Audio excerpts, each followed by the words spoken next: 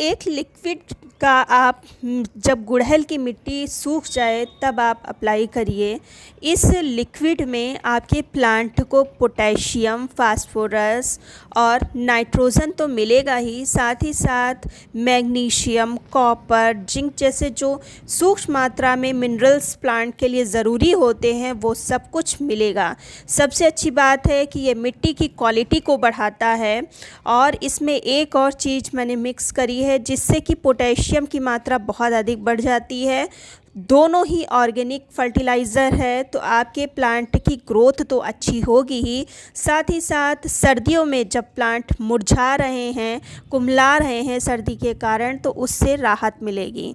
तो ये क्या चीज़ है, कैसे बनाना है, ये सब कुछ मैं आगे बताऊंगी। सबसे पहले आप मेरे प्लांट्स को देखिए। हालांकि फ्लावर का साइज़ पहले जितना नहीं है लेकिन फ्लावरिंग हो रही है। ये मेरे सभी हाइब्रिड हिबिस्कस हैं और कम से कम 5-6 दिन से धूप नहीं निकल रही थी। आज थोड़ी सी हल्की सी धूप निकली है। तो जब धूप नहीं निकलती तो कोई भी लिक्विड या सॉलिड फर्टिलाइज़र देने का तो सवाल ही नहीं है। तो आज धूप निकली थी तो आज मुझे इन पे फर्टिलाइज़र देना है। तो सर्दियों में गुड़हल पर किन किन चीज़ों का ख्याल रखना है और क्या चीज़ देना है जिससे प्लांट की ग्रोथ भी होती रहे और फ्लावरिंग भी होती रहे। तो चलिए वीडियो को स्टार्ट करते हैं। Hello everyone, welcome to Meha's wonderful garden. Friends, आपने फ्लावर तो मेरे देख ही लिए हैं, प्लांट्स भी देख लिए हैं। तो कुछ प्लांट्स पर तो मेरे ग्रोथ तो हो रही है लेकिन फ्लावरिंग उस पर बिल्कुल ही बंद है।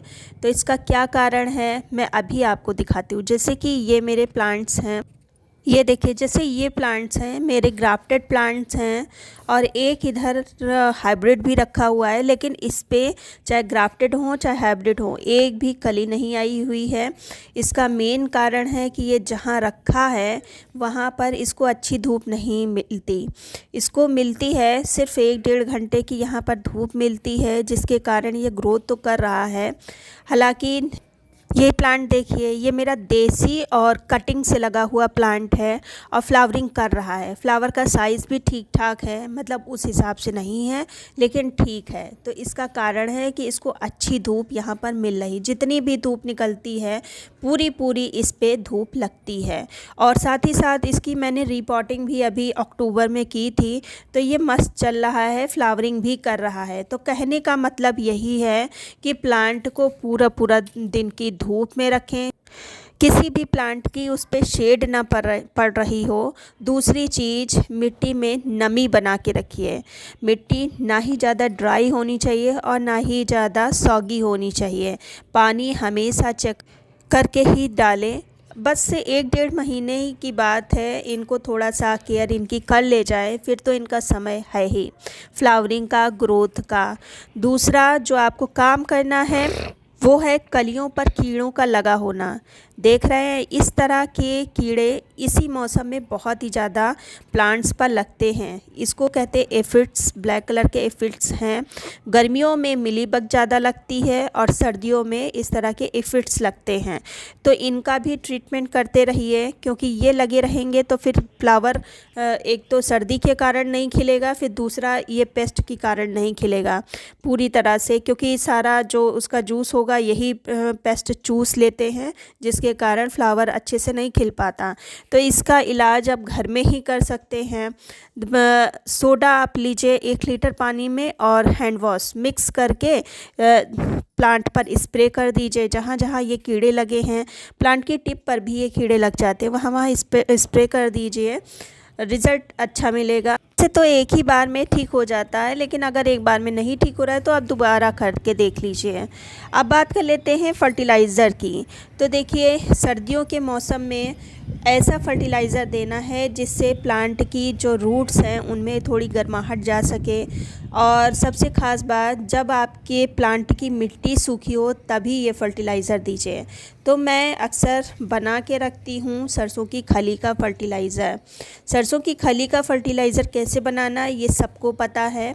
100 ग्राम सरसों की खली को 1 लीटर में भिगो दीजिए। फिर 3-4 दिन के बाद 10 लीटर पानी में मिक्स करके आप यूज़ कर सकते हैं। लेकिन अभी मैं सरसों की खली को कैसे यूज़ करूँगी ये मैं आपको बताती हूँ। तो सबसे पहले ये मैंने 5 लीटर पानी लिया है और आधा लीटर मैं सरसों की खली का लूँगी। ये देखिए काफ़ी लगभग 4-5 दिन पहले मैंने भिगो दिया था, क्योंकि इस समय धूप नहीं निकल रही थी और टेम्परेचर बहुत ही डाउन था, तो इतना दिन लग जाता है। और ये फर्मेंट काफ़ी अच्छे से हो चुकी है, स्मेल भी आने लगी है। तो अगर आप छानना चाहें तो छान के यूज़ कर सकते हैं।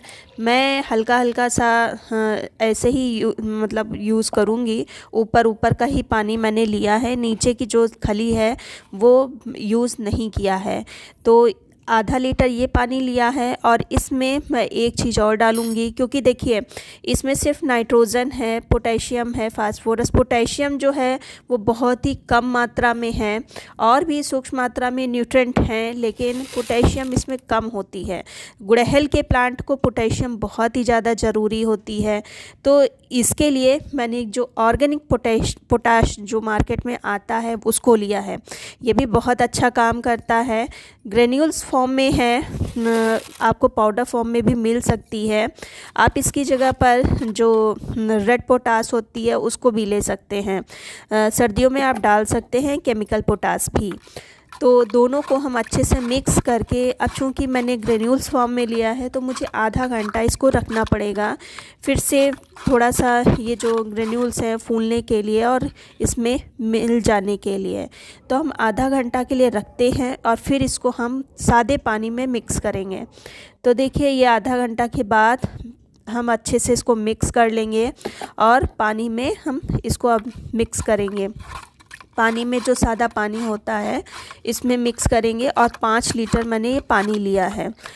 उन्हीं प्लांट्स को मैं डालूँगी जिनकी मिट्टी मुझे सूखी लग रही है। जो गीली मिट्टी है उन पे ये पानी नहीं देंगे।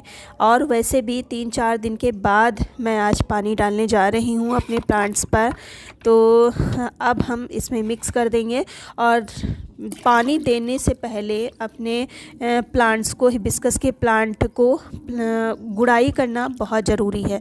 देखिए सब घुल चुकी है जो था, और जो थोड़ा बहुत बचा भी है वो हम ऐसे करके घुल जाएगा, बहुत जल्दी ये घुल जाती है। तो अब हम इस पे डालेंगे। तो देखिए डालते हम कैसे हैं।